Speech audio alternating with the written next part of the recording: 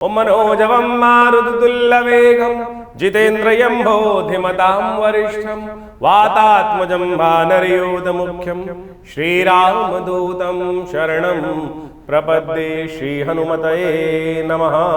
14 तारीख बृहस्पतिवार का अवसर, द्वादशी तिथि इस दिन विद्यमान है। और बात करें ग्रहों की परिवर्तन की, तो ये सबसे बड़ा एक साथ तीन ग्रहों का परिवर्तन करने का योग इस दिन बनता दिखाई दे रहा है। और आपकी राशि के दृष्टिकोण से देखा जाए तो ये परिवर्तन जो हो रहा है कई प्रकार से आपके लिए कुछ विचित्र प्रकार का योग बना रहा है। जी हाँ, विचित्र प्रकार का योग नोट कर लेना चाहिए, क्योंकि इसी दिन बृहस्पति के साथ शुक्र का योग बनने वाला है।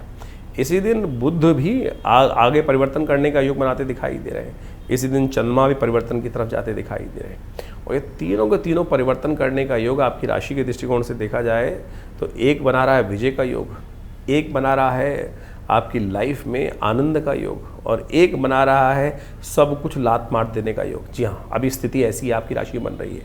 ध्यान रखना, अपॉर्चुनिटी आ रही है भाग्य की आपकी राशि में, सब कुछ बहुत कुछ प्राप्त करने का योग। ये जो परिवर्तन का योग है बृहस्पति और शुक्र का एक साथ, ये योग बहुत सुंदर है आपकी राशि में दृष्टिकोण। दो ज्ञानवान ग्रह आपकी राशि के बिल्कुल सम्मुख आके बैठ गए बृहस्पति के साथ में, ज्ञान के युक्त। आमतौर पे ज्ञानी कभी गलत नहीं लगते, लेकिन ज्ञान जो है वो चलते अलग अलग भाव में है, हम द्वंद्व में फंस जाते हैं। अब बृहस्पति और शुक्र की युति है आपकी राशि में, सप्तम भाव में बैठी हुई है।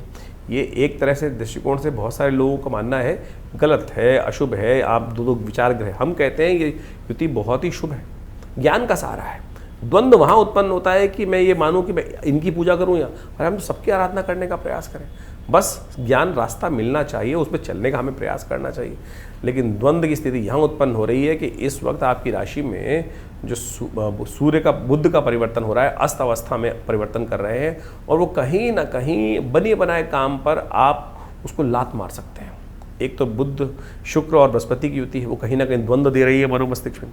साथ में बुध का परिवर्तन, ये कहीं ना कहीं आने वाले 20-25 दिनों में बड़ी शांति के साथ काम करने की ज़रूरत है। शनि ने वैसी काम बिगाड़ रखा है, सब दोस्ती का लाभ मिलने के योग हैं। कहीं ना कहीं ऐसा हो सकता है कि जो होता है ना, बना सब मेहनत से खाना बनाया, उठा के आखिरी में पलट दिया, हटाओ हमको नहीं करना, गुस्से में क्रोध में। बस ये ध्यान रखने की ज़रूरत है। एक उपाय अवश्य करने का प्रयास करें आपकी राशि के दृष्टिकोण से। बुद्ध का मंत्र ओम ब्रांग ब्रींग ब्रोंग से बुधाय नमः, इस मंत्र का अवश्य जप करने का प्रयास करें। नहीं तो ये ग्रहों की युति जो बन रही है कहीं ना कहीं नेगेटिव प्रभाव उत्पन्न कर सकती है। आने वाले करीब 20-25 दिन तक ये ग्रहों की युति रहेगी। 1 जून को जाकर बृहस्पति परिवर्तन करेंगे, और तब बृहस्पति का प्रभाव बड़ा विचित्र प्रकार का हो जाएगा। लेकिन उससे पहले अगर लाभ चाहते हो तो ये किस्मत जगाने के दिन है। बैलेंस होकर संभल कर चलते हुए कार्य कर लोगे तो सत्य मानो बहुत बढ़िया। चलते पानी में करी फिटकरी का दाल, किसी कुएं इत्यादि में पानी वाली जगह में फिटकरी अपने सिर पे से उतार कर डाल दो, बुध का उपाय होगा। बुध का उपाय यदि आपने कर लिया तो जंगल में मंगल करने का योग आपकी राशि में बहुत सुंदर तरीके से बन सकता है। प्रदोष है इस दिन, तो कोशिश करें इस प्रदोष के दिन, बृहस्पति प्रदोष के दिन ये काम करने का प्रयास करें कि आप राशि के दृष्टिकोण से गंगा जल से भगवान शंकर का अभिषेक करने का प्रयास करें। त्र्यंबकम यजामहे सुगंधिम पुष्टिवर्धनम, इसका मंत्र का जप करते हुए देखिए कल्याणकारी योग बनेंगे। इस वक्त आपकी राशि के दृष्टिकोण से देखा जाए तो कहीं ना कहीं काल सर्प योग भी बना हुआ है। काल सर्प योग जो गोचर के दृष्टिकोण से बना हुआ है वो आपके लिए बहुत शुभ योग बना रहा है।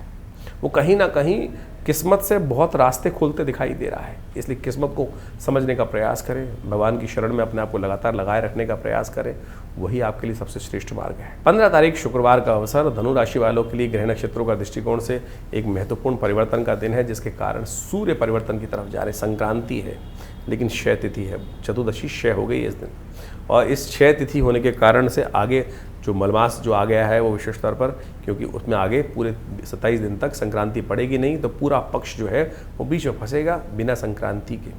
अब ये सूर्य का परिवर्तन आपकी राशि में दृष्टिकोण से देखिए, ये जो ग्रहों का योग बनाता दिखाई दे रहा है, ये थोड़ा ध्यान रखने वाला है। स्वास्थ्य पर थोड़ा अत्यधिक ध्यान रखने की ज़रूरत है। गर्मी बढ़ रही है बाहर, और आपको आमतौर पर इस वक्त जो ग्रहों की स्थिति ऐसी है कि आपकी राशि के दृष्टिकोण से आपको शांति नहीं है। आपको अभी सब काम करने पड़ेंगे, सब कुछ भागना पड़ेगा। तो शारीरिक दौर्बल्य के लिए कहीं ना कहीं स्थितियां आपकी राशि के दृष्टिकोण से कहीं ना कहीं थोड़ा सा परेशान करने की योग बनाती दिखाई देगी। तो इसलिए सूर्य को संभाल के रखना पड़ेगा। नित्यपति भगवान सूर्य का थोड़ा ध्यान करें, उनका पूजन करें, और हो सके तो अपने रिश्तेदारों के साथ, संबंधियों के साथ अपने रिश्ते को ठीक रखने का प्रयास करें।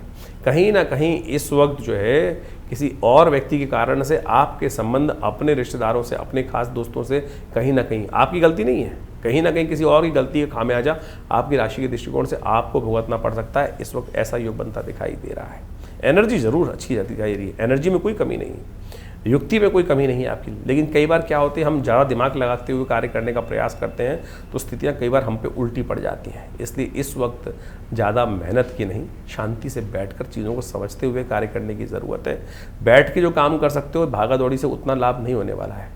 जो आपकी किस्मत में है वो कहीं जा ही नहीं सकता, आपको प्राप्त होने का योग अवश्य बनता दिखाई दे रहा है। तो बस बच्चे वाली बुद्धि को थोड़ा, विजय का योग है आपकी राशि के दृष्टिकोण से, इस विजय का योग में शांति से, लेकिन आने वाला पूरा महीना जो है उसको कहीं ना कहीं क्लैश से बचने का प्रयास करना, झगड़ों में नहीं फंसना है, इस बात का ध्यान रखते। तो सूर्य को शांत करने के लिए क्या किया जाए? सूर्य को शांत रखने के लिए सबसे श्रेष्ठ है कि सुबह जल्दी उठें सूर्योदय से पहले और विटामिन डी को लेने का प्रयास करें।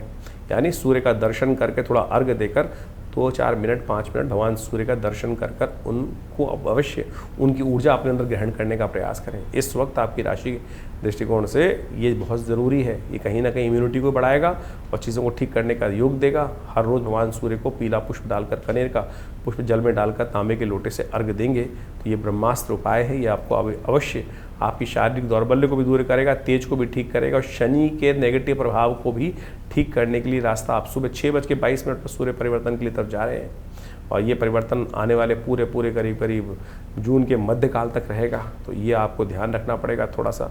तो और साथ साथ बाकी ग्रहों का परिवर्तन जो हो रहा है, बुध के साथ में सूर्य का योग जो बनने वाला है, वो कहीं ना कहीं आपकी राशि के दृष्टिकोण से बनी बनाई चीज़ों को थोड़ा परेशान करने का योग दे सकता है। तो जिद नहीं करनी है, सूर्य के जो उपाय बताएं वो अवश्य करने का प्रयास कीजिए, कहीं ना कहीं लाभ होगा। संक्रांति के सुंदर रूप को समझते हुए आप कुछ खास उपाय भी करने का प्रयास करें। 15 तारीख को जो शुक्रवार के दिन संक्रांति का सुंदर योग बन रहा है, चतुर्दशी क्षय होने के कारण से इसमें एक दोष हो गया है। तो इसको ध्यान रखना है कि इस दिन कोई नए मुहूर्त की तरफ उद्धृत नहीं होना है। आने वाले समय में जो पुरुषोत्तम मास आरंभ हो जाएगा, लोग बहुत जल्दी मुहूर्त करने की तरफ जाएंगे कि इस दिन कोई मुहूर्त होता लाभ ले लें। तो इस बात का ध्यान रखना, 15 तारीख को जो मुहूर्त बन रहे हैं वो बहुत शुभ नहीं है, क्योंकि चतुर्दशी उस दिन क्षय हो रही है। सूर्य का यह परिवर्तन आपकी राशि के दृष्टिकोण से जो योग बना रहा है, उस समय में सूर्य का बुध के साथ एक अजीब सा योग बन रहा है और बुध वहाँ अस्त हो गए हैं। तो इस समय में इन दोषों को निवृत्त करने के लिए, थोड़ी सूर्य को नेगेटिव प्रभाव जो है सूर्य का वो ठीक करने के लिए एक उपाय विशेष तौर पर करने का प्रयास करें। कनेर का पुष्प आपको मिल जाएगा। इन दिनों कनेर के पुष्प आने शुरू हो जाते हैं, पीले रंग के कनेर के पुष्प। तांबे के लोटे में कनेर के पुष्प को डालकर, थोड़ी सी रोली डालकर भगवान सूर्य को नित्य प्रति हर रोज सुबह सूर्योदय के समय में अवश्य जल देने का प्रयास करें। देखिए, जेठ का महीना है, जेठ के महीने में सूर्य से पहले उठने का हमें वैसे तो हमेशा प्रयास करना चाहिए, लेकिन जेठ के महीने में खासतौर पर इस बात का ध्यान रखें कि सूर्य उदय से पहले उठकर भगवान सूर्य को नमन करने से अनिष्टों को जो योग बनते हैं वो सब दूर हो जाते हैं। वैसे भी इन दिनों शनि मंगल का जो परिवर्तन होकर चुका है, शनि से थोड़ी सी आगे मंगल चल रहे हैं, शुक्र का परिवर्तन, बुध का परिवर्तन जिस प्रकार से हो रहा है, वो कई प्रकार से थोड़े से एग्रेसिव होने से कई प्रकार की समस्याएं जीवन में उत्पन्न करने के योग बना सकता है। तो इन समस्त चीज़ों को ठीक करने के लिए हो सके तो इस दिन गेहूं का दान करने का प्रयास करें। ओम घृणी सूर्य आदित्याय नमः, इस प्रकार से इस मंत्र का जप करते हुए, आदित्य हृदय स्तोत्र का यह मंत्र है, इसको अवश्य नित्यपति कम से कम 11 बार अवश्य जप करने का प्रयास कीजिए। हो सके तो नित्यपति भगवान सूर्य को अर्घ्य देने का प्रयास करें, वो आपके लिए बड़ा कल्याणकारी रहेगा। ऐसे में इस मास में, जेठ के महीने में जल का दान बड़ा श्रेष्ठ होता है। तो 2 घड़ों में जल भरकर किसी भी गरीब व्यक्ति को दे दीजिए, किसी मंदिर में रखाइए, कहीं जगह प्याऊ बना दीजिए। जल का दान आपकी राशि के दृष्टिकोण से सबसे श्रेष्ठ रहेगा। तो इस समय करने से बहुत सारे अनिष्टों को दूर करने का योग बन जाएगा। शास्त्र में कहा है, धन दान करने से अच्छा बड़ा दान जो है जल दान है। पत्रम पुष्पम फलम तोयम, भगवान ने गीता में यही कहा कि पत्र पुष्प जल, जो इनमें से कोई भी चीज़ भगवान को अर्पित कर देता है, भगवान उससे ही संतुष्ट हो जाते हैं। धन की बात तो कहीं आई नहीं है। तो इसलिए शास्त्र को प्रमाण मानते हुए जल दान सबसे, जेठ के महीने में सबसे श्रेष्ठ दान माना जाता है। छाते का दान करना सबसे श्रेष्ठ माना जाता है। सूर्य के अनिष्ट प्रभाव को दूर करने के लिए इन उपायों को कर आप समस्त प्रकार से लाभ ले सकते हैं। 16 तारीख शनिवार का अवसर, अमावस्या तिथि इस दिन विद्यमान है और ग्रह नक्षत्रों के दृष्टिकोण से ये तिथि, यदि हम बात करें, धनु राशि वालों के लिए सबसे महत्वपूर्ण है। क्योंकि आपकी चल रही है शनि की ढैया, और शनि की ढैया जो है वो कहीं ना कहीं आपकी राशि के दृष्टिकोण से, चाहे नौकरी हो, चाहे व्यवसाय हो, चाहे पर्सनल बिजनेस हो, चाहे आपकी पर्सनालिटी हो, चाहे वो कहीं ना कहीं बहुत सारे सुख के मकान, ज़मीन, जायदाद के काम हो, हर कार्य में विघ्न उपस्थित करने का प्रयास करती जा रही है कहीं ना कहीं। और ये गोचर के दृष्टिकोण से इसको समझ लेना चाहिए, नहीं तो कहीं ना कहीं क्या होता है, हमारी मूल कुंडली में कहीं ना कहीं इस समय बहुत बढ़िया चल रहा होता है, तब भी 100% रिजल्ट नहीं देता, क्योंकि ये ग्रह की ढैया खराब चल रही है। और इस ग्रह की ढैया को समझना जितना ज़रूरी है, शनि जयंती है इस दिन, अमावस्या है, और इस बार शनि जयंती शनिवार को पड़ रही है। शनि को मनाने का, शनि को मनाओ सदा सुख पाओ, शास्त्र में कई बार समझाया गया है। और शनि के प्रकोप से कोई नहीं बचा, गणेश जी भी तक नहीं बच पाए थे। भगवान गणेश जब जन्म लिए तो सब देवता गण पहुँचे दर्शन करने के लिए, कहा जाता है कि शनि महाराज भी पहुँचे, लेकिन उन्होंने दृष्टि से, अपनी दृष्टि से उनको देखा नहीं, जमीन पर देख, समझ देवता गणों ने कहा अरे नहीं नहीं भगवान, आपका थोड़ी आपकी दृष्टि में, बोले नहीं मेरी दृष्टि खराब है। शनि बोले, सब देवता गण बोले नहीं नहीं महाराज, संसार के लिए दृष्टि खराब है, भगवान गणेश के लिए थोड़ी आप कुछ, कि आपकी दृष्टि कुछ खराब कर सकती। कहा जाता है शनि की दृष्टि पड़ी तो भगवान की गर्दन भी नहीं बची। ये शनि की दृष्टि आपके ऊपर पड़ रही है इस वक्त, हल्के मत लेना, अभी 1.5 साल बाकी है। फरवरी करीब करीब 2028 तक बहुत सारे लोग आपको भ्रांति उत्पन्न कर रहे हैं कि अगले साल जून में शनि महाराज बदल जाएंगे। अरे जून में बदल जाएंगे, सितंबर में फिर वापस आ जाएंगे।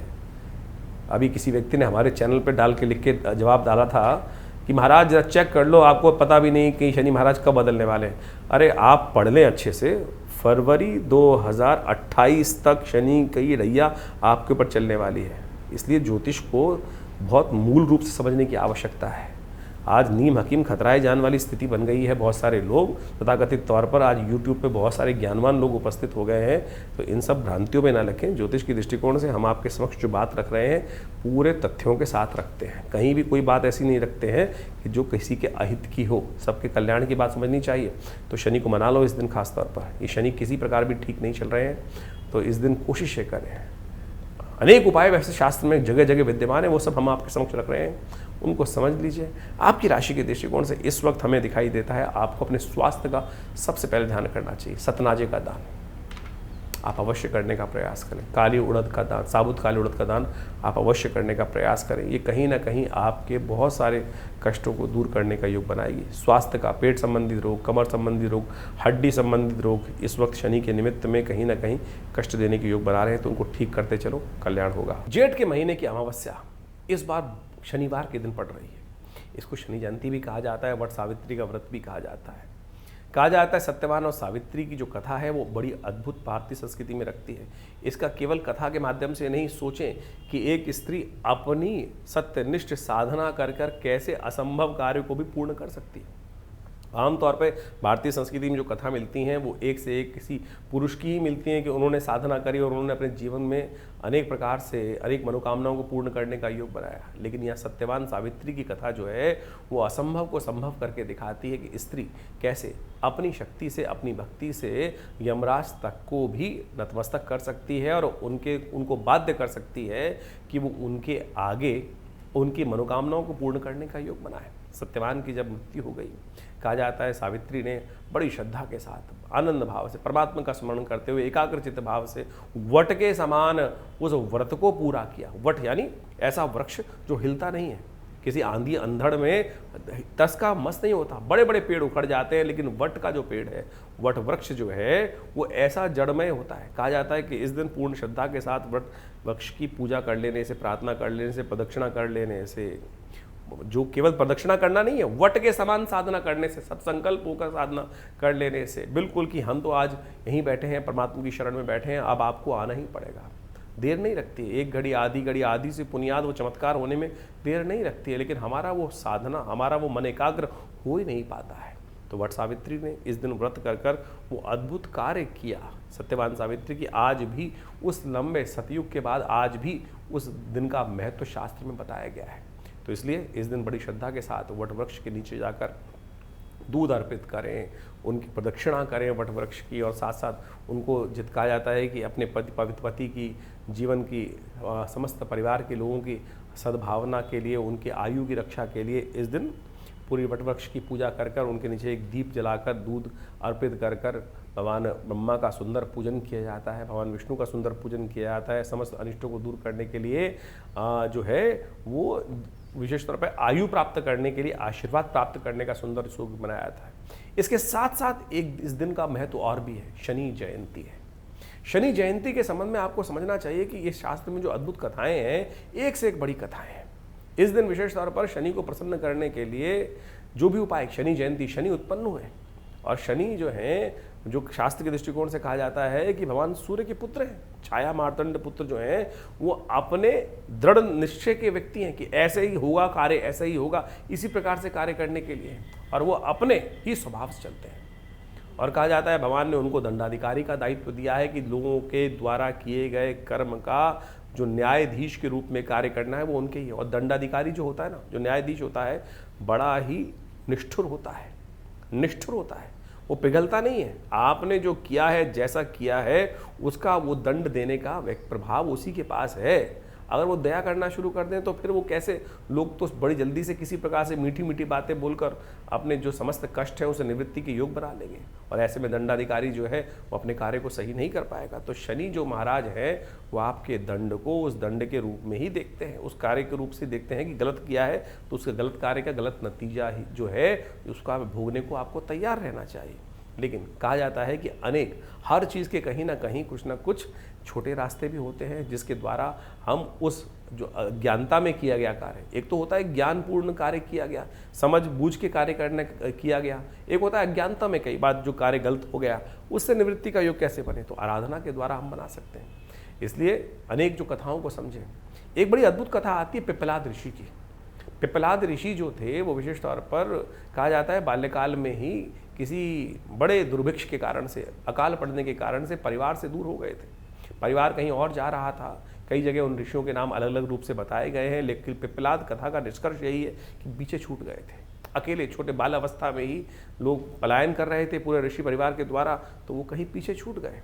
और वो संयोग से वो पीपल के पेड़ के किस एक कोटर था उसके अंदर ही वो वहीं रहे, और बाल्यकाल से ही उस पीपल के बाल जो फल होते हैं उन्हीं को उन्होंने भक्षण किया, कोपलों को ही खाया किसी रूप से, और वहीं से बड़े हुए। तप करने का ऋषि पुत्र थे, ऋषि के अंश थे, तो साधना भी हुई, तप भी हुआ, और वहीं रहते रहते एक दिन साधना करते करते उनको ज्ञान आया। नारद जी ने देखा बड़ा दिव्य बालक है, और नारद जी उनके गुरु बने और उनको साधना मार्ग पर आगे बढ़ाया। साधना भी पराकाष्ठा प्राप्त हुई। कहा जाता है कि नारद जी से उन्होंने एक बार प्रश्न किया कि महाराज मेरे जीवन में जो इतना कष्ट आया किस कारण से आया, तो नारद जी ने अपने ध्यान योग से देख के बताया कि ये तुम्हारा जीवन में जो कष्ट आया है वो शनि की दशा के कारण से आया है। कहा जाता है कि पिप्पलाद ऋषि को बड़ा क्रोध आया और उन्होंने अपने आवेश में आकर आकाश मार्ग पर शनि को देखा, और कहा जाता है शनि वहीं पर आकर सामने जो है उनके योग बल से जमीन पर आकर गिरे, और योग बल से जमीन पर जब आके गिरे तो उनके घुटने टूट गए। उस दिन से शनि जो है उनको पंगु कहा जाता है, दिव्यांग युक्त कहा जाता है शनि को। तब जब सब व्यवस्था बिगड़ी तब पिप्पलाद ऋषि ने उनके समक्ष कहा कि भाई आपके कारण से मेरे जीवन में कष्ट आया, मेरे गुरु का ऐसे वाक्य है, तो आप लोगों को कष्ट क्यों देते हैं। इतने में कहा जाता है कि संसारिक व्यवस्था को देखते हुए वहाँ ब्रह्मा भी वहाँ उपस्थित हुए। उन्होंने उस बात को शांत करने के लिए उस दिव्य ज्ञान को दिया कि आप व्यक्ति अपने कर्म को अपने अनुसार करता है, और कर्म के शनि का इसमें कोई दोष नहीं है। जो कर्म जिस प्रकार से हुआ उसके कारण से शनि दंड देते हैं, और आपके पूर्व अर्जित कर्म के अनुसार से शनि ने आपके जीवन में जिस प्रकार का योग था वो निर्धारित किया, इसमें शनि का दोष क्या। तब उन्होंने अपने योग बल से, कहा जाता है कि बड़ी मुश्किल से पिप्पलाद ऋषि को शांत किया। शनि वापस गए, लेकिन शनि एक आशीर्वाद देके गए पिप्पलाद ऋषि को कि आज के बाद से जो महाराज पिप्पलाद का नाम लेगा, स्मरण करेगा, पिप्पलाद ऋषि का के मंत्र का जप करेगा, शनि उनको कभी दोष, उनके जो दोष से व्यक्ति शनि के दोष से तो कम मुक्त हो जाएगा। तो इस दिन पिप्पलाद ऋषि का, ये भविष्य पुराण का वाक्य है, भविष्य पुराण की कथा है, ओम पिप्पलादाय नमः, इस मंत्र का स्तवन कर लेना चाहिए। बहुत छोटा सा मंत्र है, इसका मंत्र का स्तवन कर कर आप अनेक अनेक कष्टों को दूर करने का सुंदर योग बना सकते हैं। इसके अलावा एक और रास्ता है शनि के तमाम दोषों को दूर करने के लिए। शनि का एक दिव्य मंत्र है जो कहा जाता है शनि स्तोत्र। नमः कृष्णाय नीलाय शतिकंठ निभाय च, नमः कालाग्नि रूपाय कृतांताय च वै नमः। दशरथ की शनि स्तोत्र है, इसका जो भी नित्य प्रति स्तवन कर लेते हैं, और इस दिन शनि जयंती के दिन तो अवश्य इसका स्तवन यज्ञ करना चाहिए। हम विवेकानंद योगाश्रम में इस दिन जो हमारे सानिध्य में यज्ञ होने जा रहा है शनि ग्रह शांति महायज्ञ और साथ साथ शनि जयंती का जो उत्सव रहेगा, उसमें हम पिप्पलाद ऋषि के इन मंत्रों का और साथ साथ शनि स्तोत्र का, शनि के बीज मंत्रों का सबका स्तवन कराएंगे। और इसके साथ साथ एक बहुत दिव्य कार्य करने जा रहे हैं कि शनि के मंदिर तो कहीं शास्त्र में वर्णित बहुत ज़्यादा बड़े रूप में नहीं आते हैं, कुछ कुछ जगह शनि के मंदिर एकाध शास्त्र में वर्णित आते हैं, लेकिन आज दुर्भाग्य ऐसा हो गया है कि हर चौथे गली के अंदर, हर चौराहे पे कहीं ना कहीं कोई शनि की मूर्ति आपको दिखाई दे जाती है। शनि भी सोचते होंगे कि मेरी पूजा करने की पद्धति कहाँ से लोगों ने बना दी, भगवान को छोड़कर लोग शनि की उपासना करने की तरफ बैठ गए हैं। शनि भी बेचारे सोचते होंगे कि किस प्रकार की स्थिति मचाती है। कहा जाता है कि शनि की उपासना, आप शनि के निमित्त जो मंत्र जप कर सकते हैं वो बहुत श्रेष्ठ है, लेकिन आप मुख्य प्रधान देवताओं की उपासना करें ना। महाभारत रामायण काल में एक बड़ी अद्भुत घटना आप सबको याद होगी कि जब रावण के द्वारा शनि महाराज उनकी कैद में थे, तो हनुमान जी ने जब लंका का दहन किया तो शनि भी मुक्त हुए, और तब शनि ने अपना प्रकोप दिखाकर रावण का जो संहार किया है वो आप सबके समक्ष है। तो आप ये बात सुने, हनुमान जी को आशीर्वाद मिला था शनि के द्वारा कि महाराज आपके जो भक्त होंगे ना, उनको कभी भी मेरे द्वारा जो दंड दिया जाना है उससे उनको रक्षा होने का सौभाग्य बन जाएगा। तो इस बार हमने शनि जयंती पर विशेष तौर पर 100 पाठ हनुमान चालीसा के रखे हैं। हनुमान चालीसा में कहा गया ना, जो शतबार पाठ बड़ जोई छूटई बंद महासुख होई। उससे पहले एक लाइन है, जय जय जय हनुमान गुसाई कृपा करहु गुरुदेव की नाई। कब कृपा करोगे प्रभु? हनुमान जी ही गुरु हैं। तब हनुमान जी से प्रार्थना की गई ना, जय जय जय हनुमान गुसाई कृपा करहु गुरुदेव की नाई। तब अगले वाक्य में कहा गया है, जो शतबार पाठ पढ़ जोई। अब हमारी विचित्र विडंबना ये है कि बहुत सारे लोग इसको भी अपने अनुसार बदल देते हैं। जो शत है, शत का मतलब 100, कई लोगों ने इसको 7 बना दिया घटाकर कि 7 बार पाठ कर लो। शत है जो शत बार, जो 100 बार पाठ करेगा। जो सत है, सत, वो सात सत्य वाला 7 नहीं है, वो सत है अपभ्रंश भाषा में लिखा हुआ सत, जो 7 बार पाठ पढ़ जोई, जो 100 बार पाठ करेगा। तो हनुमान चालीसा का हमने 100 पाठों का कार्यक्रम रखा है इस दिन 16 तारीख को, शनि जयंती के दिन, शनिवार को, जो इस बार बड़े सौभाग्य से पड़ रही है। तो अपने समस्त कष्टों को दूर करने के लिए आप भी आइए हमारे साथ विवेकानंद योगाश्रम में। ये बड़ा दिव्य कार्यक्रम रहेगा। सवामनी का भोग रहेगा, हनुमान जी का पूजन रहेगा, हनुमान जी को चोला चढ़ेगा, हनुमान जी के 100 पाठ करीब करीब 5 से 6-7 घंटे लगेंगे। आनंद भाव से परमात्मा का स्मरण होगा। 5 बजे से यज्ञ आरंभ होगा। तो आइएगा सुंदर रूप से। और इस दिन हम विशेष तौर पर हनुमान जी के एक सिद्ध जो विशेष तौर पर शनि के ग्रह को दूर करने के लिए काला धागा सिद्ध किया जाएगा, जो हनुमान जी के लिए विशेष तौर पर बड़ा कल्याणकारी है। उस काले धागे को धारण करने का प्रयास करें। पूरे वर्ष तक शनि के तमाम जो दोष हैं उनको निवृत्त करने के लिए सुंदर सुयोग बनते हैं। और हमने इन्हीं कार्यक्रमों में इस मंत्र से, शनि के स्तोत्र से, पिप्पलाद ऋषि के मंत्रों से, इन सब से सिद्ध कर ये हनुमान जी का जो विशेष तौर पर शनि देव की कष्टों को दूर करने के लिए हनुमान जी के मंत्र से सिद्ध इन धागों का निर्माण किया है। आप भी अपने लिए, अपने घर के लोगों के लिए जिन पर शनि की ढैया चल रही है, शनि के बहुत सारे दोष चल रहे हैं, उनको इस धागे को धारण कराएं। देखिएगा अद्भुत रूप से भगवान की कृपा से अनिष्टों को दूर करने के योग बनेंगे। रक्षा कवच के तौर पर यह धागा अद्भुत रूप से कार्य करेगा। भगवान की कृपा से आपके कष्ट दूर होंगे। 17 तारीख रविवार, और हम बात करें धनु राशि वालों के लिए क्या सा ग्रहों का योग। आपके ग्रह परिवर्तन कर इस वक्त थोड़ा सा समस्या उत्पन्न करते दिखाई दे रहे हैं। इमोशनल पॉइंट ऑफ व्यू से आपको थोड़ा अपने आप को बैलेंस रखने की ज़रूरत है। आपके इमोशंस बड़े हाई दिखाई देते हैं, और कई बार हाई इमोशंस जो होते हैं ना, एनर्जी बहुत ज़्यादा होती है, वो कहीं ना कहीं व्यक्ति खुद ही अपनी नुकसानदायक कर लेता है। बैलेंस होकर चलिए। बहुत जल्दी खड़पड़ाहट, जल्दीबाजी करने में कहीं ना कहीं नुकसान होता है। धीरे धीरे रे मना धीरे सब कुछ हो, इस बात का ध्यान रख। मन जो है ना थोड़ा सा नेगेटिविटी में फंसता दिखाई दे रहा है, क्योंकि अमावस्या होकर चुकी है। चंद्रमा के बिल्कुल जो सूर्य साथ में बैठे हुए हैं, तो कहीं ना कहीं इमोशनल पॉइंट ऑफ व्यू से जो है वो मन जो कहीं ग्रसित होता दिखाई दे रहा है। दूध का दान करने का प्रयास करें, खीर का भोग लगाने का प्रयास करें, वो आपके लिए अच्छा रहेगा। पुरुषोत्तम मास इस दिन से आरंभ हो रहा है। पुरुषोत्तम मास पुण्यों को बढ़ाने वाला मास होता है। पुरुषोत्तम मास में कहा जाता है छोटे से पुण्य बड़े बड़े कष्टों को दूर करने के योग बना सकते हैं। समझ लीजिए, करिए जो पुरुषोत्तम मास में कर सकते हैं। जो पुण्य कार्य, भगवान की कथा, भगवान का श्रवण, सब करने का प्रयास करें। एक बात ध्यान रखें, उपाय क्या है, ज्योतिष की गणनाओं के अनुसार से समझने का हमें प्रयास करना चाहिए। कई लोग उपाय करवाते हैं, कोई कुछ माला पहनवा रहा है, कोई धागा पहनवा रहा है, कोई विशेष तौर पर अंगूठी पहनवा रहा है, कोई हज़ारों रुपये खर्च कर रहा है। आमतौर पर भारतीय संस्कृति में कथा का महत्व है। सत्यनारायण कथा, भागवत कथा, देवी भागवत कथा, शुक्रवार की कथा, सोमवार की कथा, मंगलवार की कथा, क्या है ये कथाएं? ये कथा ही तो उपाय। तो हम जो पुण्यों की बात कर रहे हैं आपकी राशि के दृष्टिकोण से, वो भाव पुराणिक ज्योतिष के अनुसार से आपके समक्ष वही भाव उपस्थित करने का प्रयास करते हैं। तो ज्योतिष की ये जो निदान वाली जो बात हम आपके समक्ष रख रहे हैं, ये कथा के माध्यम से हम आपके समक्ष रखने का प्रयास कर रहे हैं। यही ज्योतिष का वास्तविक जो उपाय का भाग है, निदान ग्रहों के जो प्रभाव है उनके निदान, नेगेटिव प्रभावों का निदान जो है, ये जो ग्रहों का भार है काटने का तरीका है। तो इसके पुण्य को समझने, पुरुषोत्तम मास जो है वो ऐसा नहीं है, भगवान विष्णु के द्वारा प्रदत्त अपना नाम है। तो उसके पुण्य को समझकर, इसी कथा का महत्व को समझ के टेस्टिमनीज हैं उनको कर लीजिए, कल्याण अवश्य होगा। इस बार पुरुषोत्तम मास पड़ रहा है जो आरंभ हो रहा है 17 तारीख से। पुरुषोत्तम मास, पुरुषोत्तम यानी समस्त मासों में उत्तम, जिसको भगवान विष्णु ने स्वयं अपना नाम दिया है। कहा जाता है पहले इसको मलमास कहा जाता था, अब भ्रंश रूप में मलमास के रूप में जाना जाता था और बड़े परेशान रहते थे। ज्योतिषीय दृष्टिकोण से कहा जाता है कि मलमास में कोई नया मुहूर्त नहीं करना चाहिए और साथ साथ मूर्ति प्रतिष्ठा नहीं होनी चाहिए, घर का कोई भी कार्य नहीं होना चाहिए, नया घर आरंभ करना, नया नींव रखना, घर प्रवेश इत्यादि, विवाह इत्यादि, इन समस्त तिथियों के लिए, कार्यों के लिए ये मास निषेध कर दिया जाता है। पुरुषोत्तम मास, मलमास है क्या? जब कोई मास पड़ रहा है, 2 संक्रांतियों के बीच में पूरा मास निकल गया, पूरा महीना निकल गया, लेकिन उसमें संक्रांति नहीं पड़ती है, तो उसको मलमास मान लिया जाता है। तो जैसे अभी 1 दिन पहले संक्रांति होगी चुकी है और इस मास को समाप्त होने के जब मास समाप्त हो जाएगा उसके बाद अगली संक्रांति पड़ेगी, तो यानी पूरा महीना निकल जाएगा, बीच में संक्रांति नहीं पड़ेगी।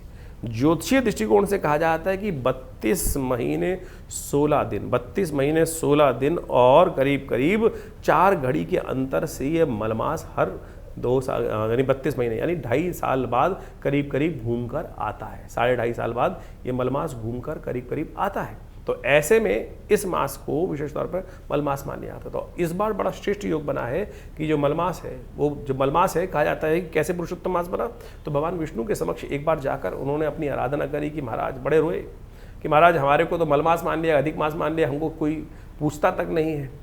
तब भगवान ने प्रसन्न होकर उनको अपना नाम दिया है पुरुषोत्तम मास, कि मेरे नाम से तुमको ये महीना जाएगा। तो भगवान विष्णु का सुंदर स्तवन, भगवान का सुंदर पाठ, यज्ञ इत्यादि ही इस महीने के में सबसे श्रेष्ठ कहे गए और अत्यधिक पुण्य को देने वाले महीने इस मास में कहा जाता है। बाकी किसी महीने में आप कोई यज्ञ इत्यादि करते हैं उसका उतना ही फल है, लेकिन अधिक मास में यदि यज्ञ इत्यादि, दान इत्यादि, पुण्य कोई भी कार्य करोगे तो उसका 100 गुना अधिक प्रभाव इस समय प्राप्त होने के सुंदर योग बन जाते हैं। तो इसलिए अवश्य भगवान का सुंदर स्तवन। और इस बार तो बड़ा अच्छा योग बना है कि जेठ के महीने में, जिसमें बुढ़वा मंगल भी आते हैं, हनुमान जी को प्रसन्न करने का सुंदर योग बनता है, राम जी को प्रसन्न करने का, विष्णु जी को सुंदर प्रसन्न करने का योग बनता है, गंगा दशहरा इसी में आता है। और शास्त्र के दृष्टिकोण से कई विद्वानों का मत यह है कि यदि जेठ के महीने में जब जो दशमी आती है वो विशेष तौर पर गंगा दशहरा उसमें ही माना जाएगा।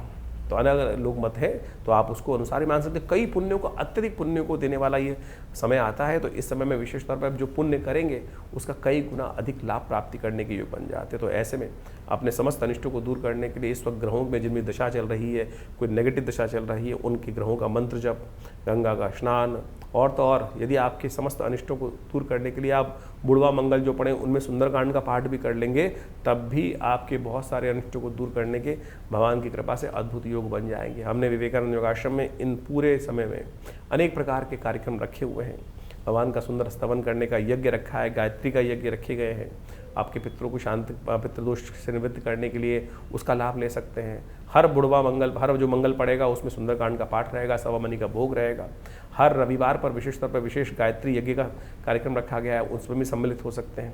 तो उन समस्त जानकारी को लेने के लिए आप फ़ोन पर संपर्क साध सकते हैं और अपने भाग्य को जगाने के लिए इन समस्त कार्यक्रमों में स्वयं सम्मिलित होकर भगवान की कृपा से भगवती का दर्शन कर कल्याण के भागी बने। धनु राशि 18 तारीख का दिन सोमवार का अवसर है, द्वितीय तिथि विद्यमान है और धनु राशि वालों के लिए ग्रह परिवर्तन कर आपकी राशि के दृष्टिकोण से आज एक बनाएंगे बहुत अद्भुत योग।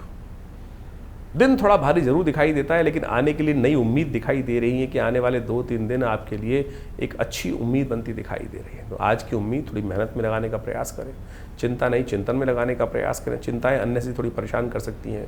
स्वास्थ्य के लिए थोड़ा समय जरूर भारी दिखाई देता है।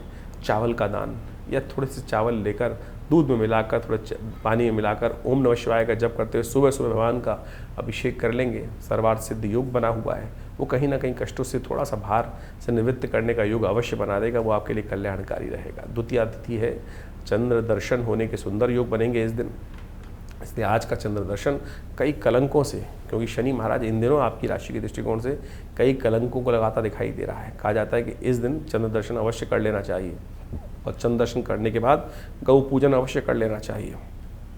तो ये चंद्र दर्शन आपके बहुत सारे कष्टों को निवृत्ति करने का योग बनाएगा। ये उपाय है, यही कर लें, शास्त्र पौराणिक मत से उपाय है, तो कोई मोती वोती पहनने की ज़रूरत नहीं पड़ेगी। नहीं तो लोग मोती से लेकर हीरे से लेकर कई प्रकार से मूंगा, पता नहीं कौन कौन सी चीज़, पत्थर, कोई उनका औचित्य नहीं है, वो आपके लिए बेचते रहेंगे और अपनी जेब भरते रहेंगे। तो ये सीधे साधे उपाय जो शास्त्र में बताए हैं उनको कर लीजिए, कल्याण होगा। 19 तारीख मंगलवार का दिन तृतीया और चतुर्थी तिथि योग है, बहुत खास है ये दिन। तृतीया के साथ चतुर्थी का योग मंगलवार के दिन, अंगारक चतुर्थी का योग बन गया, गज केसरी योग आपकी राशि में बन गया। चंद्रमा आपकी राशि के बिल्कुल सम्मुख आके बृहस्पति शुक्र के साथ विराजमान होगा। इससे सुंदर योग क्या बनेगा। अब समय तो बिल्कुल ठीक है, ग्रह बिल्कुल ठीक है, तो उसका लाभ कैसे मिलेगा। उसका लाभ आपके सही विचार से मिलेगा, सही चीज़ से मिलेगा, सही सोच से मिलेगा और अपनी सोच पे कार्य करने से होगा। इस वक्त दूसरे की सोच नुकसानदायक है, आपका अपना विचार, अपने विचार पे, अपने मंत्र पे, अपनी चीज़ों पे कार्य करना सबसे श्रेष्ठ रहेगा। इसलिए दूसरों के दिमाग पे नहीं, स्वयं के दिमाग पे, स्वयं के विचार पर, जो मन में आए हैं विचार, उन पर चलने का प्रयास कीजिए, सबसे श्रेष्ठ है। तीसरा बुढ़वा मंगल है, बड़ा मंगल जिसे कहा जाता है। सब लोगों ने इसी मंगल के दिन अपनी मनोकामना पूर्ति का योग भारत में बहुत सारे लोगों ने बनाए और उसका विधान उपस्थित किया, कथाएं उपस्थित करी, टेस्टिमनीज दी कि इस दिन बड़े मंगल के दिन, जेठ के मंगल, इस बार तो 4 नहीं 8 मंगल पढ़ने का योग बन गया है। इस बार तो अंगारक चतुर्थी साथ में आई है, मंगल का जन्मदिवस भी साथ में आया है। तो जिनकी कुंडली में मंगल खराब चल रहा हो, मंगलिक हो, विवाह नहीं हो रहा हो, तो इन जो मंगल के योग आ रहे हैं, इन मंगल के जन्मदिवस अंगारक चतुर्थी के दिन जो मंगल की शांति के लिए उपाय करवा लेते हैं, मंगल के मंत्र का जप कर लेते हैं, क्रांग क्रीं क्रौंग से भौमाय नमः। ऋण से परेशान चल रहे हैं, ऋण मुक्ति का भी स्तोत्र इस दिन कहा जाता है। अंगारक चतुर्थी के दिन ऋण मुक्ति स्तोत्र का पाठ कर लेने से, करवा लेने से अनेक प्रकार के कष्ट दूर हो जाते हैं। तो इसलिए इसका ध्यान रखें, हनुमान जी को प्रसन्न करें। जब हनुमान जी कष्ट से निवृत्ति का रास्ता बनाएंगे ना, तो उनकी गदा चलेगी तो कोई आगे रोकने वाला होता नहीं। रावण जैसे भी उनकी गदा का प्रहार नहीं सह सकते। तो पर हमारे जीवन में जो कष्ट तो बहुत छोटे छोटे हैं, हनुमान जी गदा का उपयोग कर कर आप उन सब का निवारण प्राप्त करने का प्रयास करें, कल्याण होगा। कष्टों को निवृत्ति का योग बहुत सुंदर तरीके से बनेगा। 19 तारीख मंगलवार के दिन, ये साधारण मंगल नहीं है, इस दिन मंगल के जन्मदिवस का योग बन रहा है। करीब करीब दिल्ली के पंचांग के अनुसार से करीब 2 बजे के आसपास चतुर्थी का आगमन हो रहा है और चतुर्थी मंगलवार के साथ पड़ने के कारण से अंगारक चतुर्थी बन गई है। और आपकी राशि के दृष्टिकोण से जो योग बन रहे हैं वो आपने समझ ही लिए हैं। इन सबको शांत करने के लिए इस दिन विशेष तौर पर मंगल ग्रह जो आपकी राशि में इन दिनों बड़े अजीब से अच्छे से योग बना रहे हैं, लेकिन शनि से आगे चलते हुए कहीं ना कहीं थोड़े अनिष्टकारी भी हैं, थोड़ा सा कहीं ना कहीं विप्लव भी उत्पन्न करने के योग बना सकते हैं। तो उनको शांत करने के लिए विशेष तौर पर हनुमान जी का सुंदर स्तवन करने की आवश्यकता है, हनुमान जी के मंत्रों का जप करने की आवश्यकता है। सुंदरकांड का पाठ करना सबसे कल्याणकारी रहेगा। इस दिन ग्रह नक्षत्रों को परिवर्तन करते हुए शुक्र महाराज जो हैं वो आर्द्रा नक्षत्र में प्रवेश करते दिखाई दे रहे हैं और शुक्र का आर्द्रा नक्षत्र में प्रवेश करने के कारण से शुक्र जो है और ताकत में आ जाएंगे और ये कहीं ना कहीं थोड़ी सी जो अजीब सा जो भूख है मन में जगाते दिखाई दे रहे हैं। रिलेशनशिप्स को प्राप्त करने के लिए, कहीं ना कहीं सुख की आकांक्षा के लिए और सफलता की आकांक्षा के लिए आउट ऑफ द वे जाकर आप आगे बढ़ते दिखाई दे रहे हैं, क्योंकि मंगल इसमें पूर्ण ताकत में है। वो आपके साहस को भी कहीं ना कहीं दुस्साहस में परिवर्तन करने की स्थिति उत्पन्न कर सकते हैं। ऐसे में हनुमान जी का साथ लेने का प्रयास करें। हनुमान जी वो गुरु हैं कि जो आप पर सदा सही रूप से अंकुश लगाने का प्रयास करते हैं, जितनी शक्ति आवश्यकता होती है उतनी देने का प्रयास करते हैं। तो इस कलिकाल में हनुमान जी से जागृत देवता कोई और हो नहीं सकता है और इस कलिकाल में वो सदा अजर अमर हैं, हमारे साथ विराजमान रहेंगे। जब हम राम जी का स्तवन करेंगे, भगवान का सुंदर स्तवन करेंगे।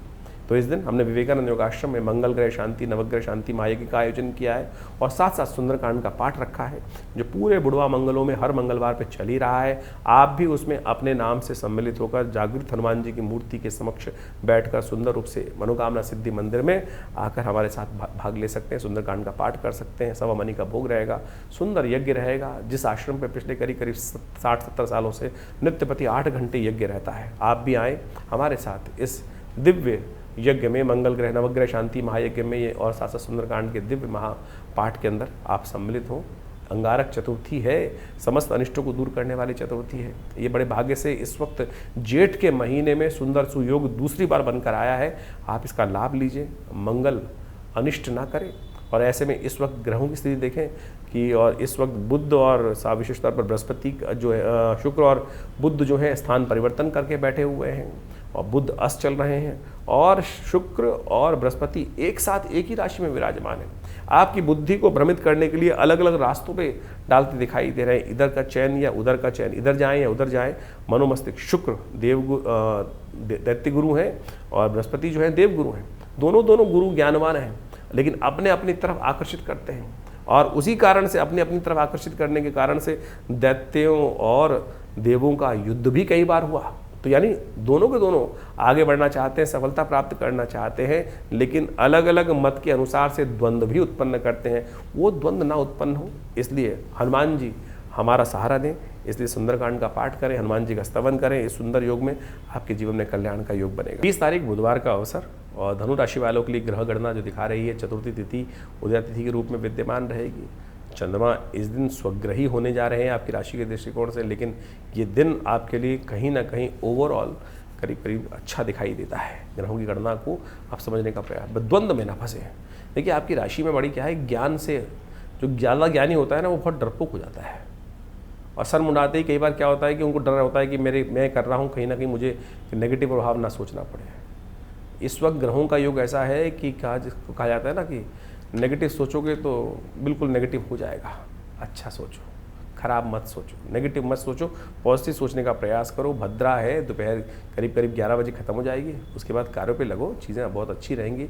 विघ्नों को दूर करने के लिए गणेश जी का सुंदर ध्यान करो। भगवान गणेश जो हैं समस्त मन के शोक, शरीर के शोक, ज्ञान के शोक, अज्ञान के शोक सबको दूर करने वाले हैं। इसलिए भगवान विघ्नहर्ता गणेश जी का ध्यान करते हुए, पूजन करते हुए दिन का आरंभ करो, सब शुभ होगा आपके लिए। ये जेठ का महीना चल रहा है और जेठ के महीने में जिस प्रकार से भारतीय संस्कृति में इसके पुण्य को बताया गया है, ये आराधना का सबसे श्रेष्ठ महत्व कहा जाता है। भारतीय संस्कृति में पंचांग के अनुसार से देखें तो वैशाख के बाद और आषाढ़ से पहले ये ग्रीष्म ऋतु का भयावह काल माना जाता है। इसमें 9 तपा भी आता है। 9 दिन ग्रीष्म ऋतु के सबसे जो भयंकर होते हैं वो इसी जेठ के महीने में आते हैं। तो इसलिए भारतीय संस्कृति में इस महीने को विशेष तौर पर बड़े शांत भाव से जीवन को चलाने के लिए कहा गया है। दोपहर में थोड़ी देर शयन करने का नियम शास्त्र में बनाया गया है। तो जिस प्रकार से कहा गया कि वैशाख में खेल, जेठ में जो है धूप में बहुत ज़्यादा बाहर नहीं निकलना चाहिए। 9 तपा के दिन जो ग्रीष्म ऋतु के अनुसार से भी सबसे श्रेष्ठ माने जाते हैं कि उसमें यदि गर्मी पड़ेगी तब आगे जाकर उस प्रकृति का भी आनंद पूर्ण प्राप्त करने के योग बनेंगे। जो है तमाम प्रकार की भारतीय संस्कृति में किसी भी प्रकार को पूरी तरह से उस वैज्ञानिक तथ्य को समझते हुए कार्य किए जाते हैं। और भारतीय संस्कृति के अनुसार से इस समय में सनातन पद्धति के अनुसार से भगवान हनुमान जी के लिए सबसे श्रेष्ठ काल माना जाता है। एक से एक बड़े उत्सव इस जेठ के महीने में आते हैं। वट सावित्री का व्रत अपने आप में ऐसा है कि जो आपकी आत्मसंकल्प शक्ति जो है उसके द्वारा असंभव से असंभव कार्य व्यक्ति कर सकता है। सावित्री स्त्री जिसको हम कहते हैं कि सबसे कोमल मानी जाती हैं, सरल मानी जाती हैं और जब भारी कार्य करने के लिए उनको कहा जाता है कि आप पीछे हटें, आदमी करेंगे। लेकिन वट सावित्री का व्रत वो संस्कृति का एक ऐसा उदाहरण है कि असंभव कार्य जो सत्यवान की मृत्यु के बाद साक्षात यमराज से अपने पति को वापस ले आए सतीत्व का एक पराकाष्ठा का उदाहरण है जिसको हमें समझना चाहिए। यानी आप अपने संकल्प के द्वारा कितना असंभव से असंभव, मृत्यु को एक ऐसा सत्य कहा गया है कि वो कटती नहीं है, लेकिन सत्यवान के जो यदि आप उदाहरण समझें, सावित्री ने अपनी साधना से, अपनी विशेष तौर पर अपनी साधना को आत्मशक्ति के बल पर यमराज तक को भी वहाँ नतमस्तक करा दिया और उनके यमपाश से मुक्त कराकर सत्यवान को वापस ले आते हैं। तो ये केवल आपकी साधना का चमत्कार है। उसी दिन विशेष तौर पर यदि भारतीय संस्कृति में देखें तो उस दिन एक पर्व होता है, शनि जयंती कहा जाता है। शनि दंडाधिकारी है और हमने अभी आपकी राशि के अनुसार से उसको प्रभाव को समझाया ही कि क्या प्रभाव आप पे पड़ने वाला है। तो शनि जयंती के दिन आप सब आनंद भाव से परमात्मा का स्मरण करने का सुंदर प्रयास करें। और हमने जैसा आपको बताया कि विवेकानंद आश्रम में आज भारतीय संस्कृति में, भारत के देश में एक बड़ा अजीब सा प्रभाव चल गया है कि लोग हर चौक पर शनि का पूजन बनाकर हर चौक पे कहीं ना कहीं शनि को रख देते हैं ले जाकर। ये यानी इस क्या स्थिति हम लोगों ने कर दी है। हमारे यहाँ पंचदेव उपासना की विधि बताई गई है सनातनियों में, और प्रधान देवताओं की उपासना करने में उनमें शिव भी आते हैं, शिव के अंश हमारे यहाँ विशेष तौर पर हनुमान जी माने गए हैं। तो हनुमान जी की सुंदर आराधना करें। हनुमान जी का स्वयं आशीर्वाद है शनि का कि जो उनकी आराधना करेंगे शनिदेव उन पर कभी भी अपना नेगेटिव प्रभाव, दुष्प्रभाव नहीं देंगे। ये साक्षात शनि महाराज ने, जब हनुमान जी ने उनको रावण की दासत्व से मुक्त कराया था, तो इसलिए हमने आश्रम पर बड़ी सुंदर तरीके से एक पद्धति विकसित करी है कि 100 पाठ जो शतबार पाठ पढ़ जोई छूटई बंद महासुख होई। तो इस शनि जयंती के दिन 16 मई के दिन, शनिवार के दिन ही शनि जयंती पड़ रही है। उस दिन शाम को करीब 5 बजे से सुंदर यज्ञ आरंभ होगा, शनि ग्रह शांति महायज्ञ, और उसके बाद पूरी तरह से 100 पाठ हनुमान चालीसा के 6-7 घंटे लगेंगे।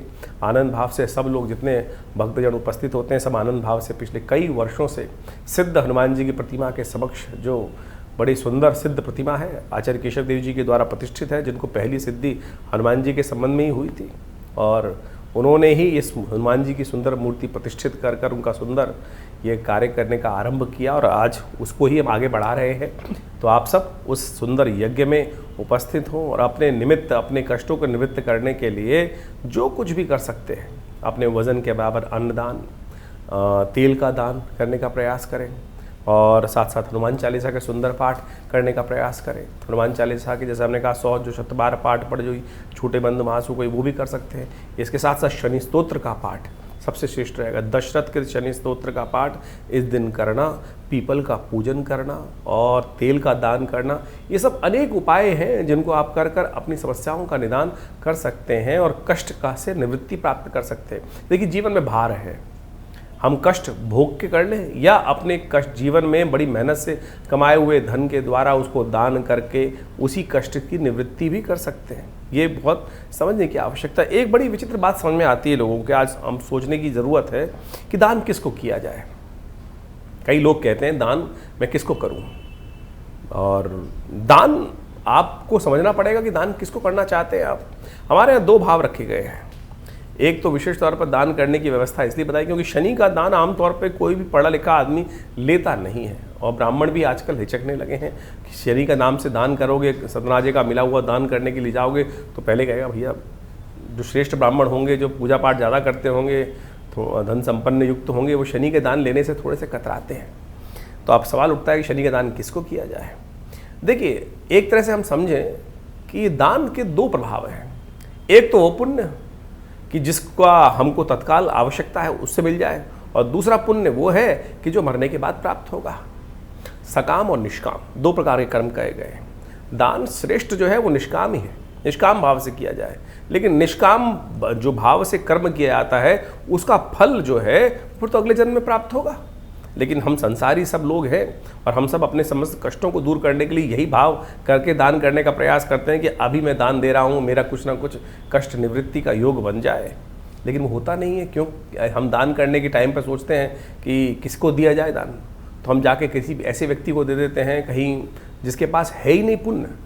जिसके पास कुछ पुण्य हो उसी से तो आपको तुरंत लाभ मिलेगा। जैसे किसी ब्राह्मण से आपने अपना पूजा पाठ कराया, और पूजा पाठ कराने के बाद उन ब्राह्मण पंडित जी ने आपके निमित्त कुछ मंत्र जप किया और उनको आपने दान किया, तो वो पुण्य आपको मिल जाएगा। तो यानी वो पुण्य हाथ के हाथ आपको प्राप्त हो गया। अब जिस व्यक्ति को आप दान देने जा रहे हैं, कोई भी व्यक्ति रास्ते में खड़ा है शनि के निमित्त, कोई भी जैसे दिव्यांग व्यक्ति, कोई भी, किसी को भी आप दान करने की सोचते हैं, पुण्य तो मिलेगा। जब भी वो अर्जित करेगा पुण्य, उसका तो अकाउंट से निकल कर आपको मिल ही जाएगा, लेकिन वो फिर मिलेगा अगले जन्म में जाकर।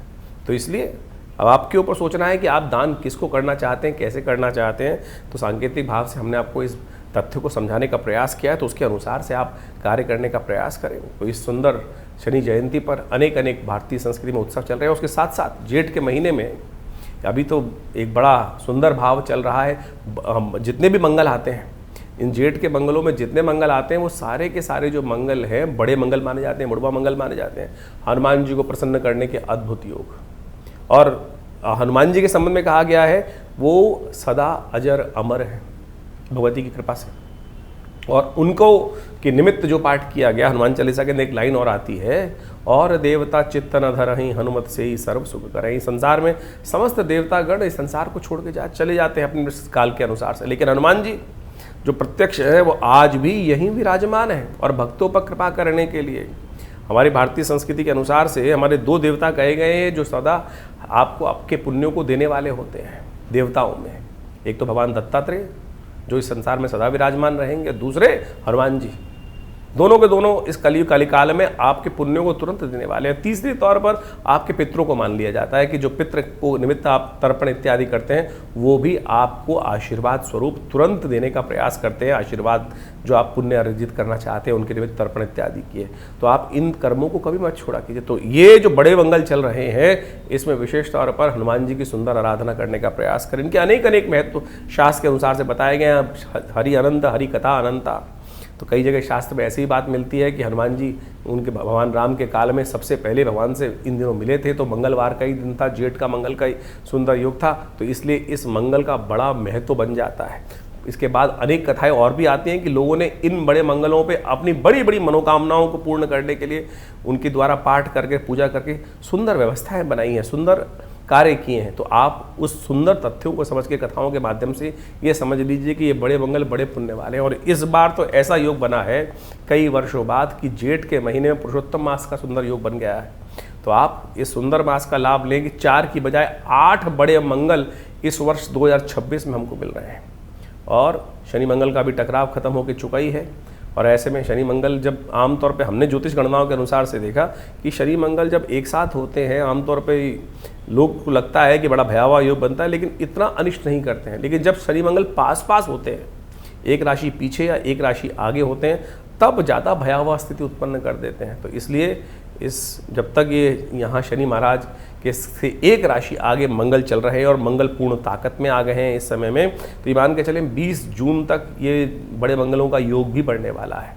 तो अपने परिवारजन की रक्षा के लिए तो ऐसे में जो भयावह स्थिति उठापटक का वातावरण अभी शांत होने तक दिखाई नहीं दे रहा है, कहीं ना कहीं कुछ ना कुछ उठापटक गलत प्रकार की होने के योग गलत तरह से फिर भी बन सकते हैं। तो उसके लिए अवश्य हर मंगल के मंगल कम से कम सुंदरकांड का पाठ, हनुमान चालीसा का सुंदर स्तवन अवश्य करने का प्रयास कीजिए। हो सके तो हमारे यहाँ कहा गया है कि रक्षा कवच धारण करना चाहिए हर वक्त।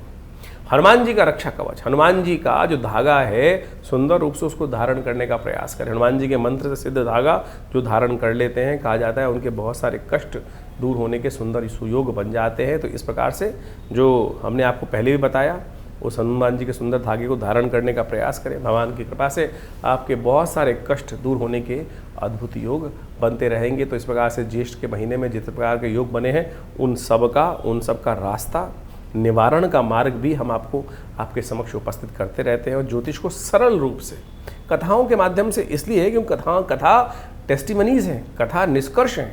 हमारे यहाँ हर व्रत में हर कहीं ना कहीं पुण्यों को प्राप्त करने के लिए, चाहे भागवत कथा, श्रीमद जो है अनेक प्रकार की कथाओं, देवी भागवत की, श्रीमद भागवत की कथा, शिव पुराण की कथा ही कथाएँ हैं।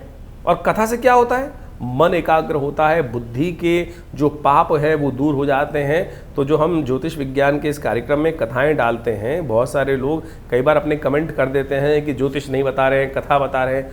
उपाय जो बता रहे हैं वो कथा के माध्यम से ही बता रहे हैं। आपको सुन लीजिए, आपके कष्ट दूर हो जाएंगे और भगवान की कृपा से आप सत्य माने, ये जो निष्कर्ष है वो सत्य है और आपके लाभ के लिए ही है।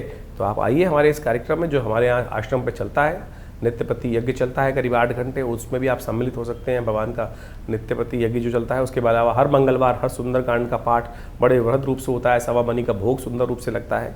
आप आएंगे, माँ भगवती के सुंदर दर्शन करेंगे। जो 500 साल भगवती पुरानी प्रतिमा है, भगवती की बड़ी प्राचीनतम सिद्ध प्रतिमा है। आइए, पाकिस्तान से आई उस भगवती की दिव्य मूर्ति के दर्शन कर अपने भाग्य को जगाइए। रविवार के दिन भी सुबह 8 बजे से लेकर 10 बजे तक बड़ा कार्यक्रम यज्ञ रहता है, उसमें भी आप सम्मिलित हो सकते हैं। इसके अलावा बहुत सारी पब्लिकेशंस हैं जो विवेकानंद योगाश्रम की तरफ से छापे गए हैं, मंत्र विज्ञान के ऊपर, यज्ञ विज्ञान के ऊपर, मुद्रा विज्ञान के ऊपर, और बहुत सारी और भी विद्याओं के माध्यम से कैसे आप अपने जीवन को ठीक कर सकते हैं। हॉस्पिटल है पूरा, योग प्राकृतिक चिकित्सा आयुर्वेद का, भारत सरकार के पैनल पर, दिल्ली सरकार के पैनल पे हॉस्पिटल है, वहाँ भी आप अपनी स्वास्थ्य चिकित्साओं का लाभ ले सकते हैं। तो इस प्रकार से हमारी संस्था पिछले करीब 60 सालों से विभिन्न क्षेत्रों में कार्य कर रही है। आपका साथ मिलेगा तो और ज़्यादा जनसेवा होने के सुंदर सुयोग भी बनेंगे।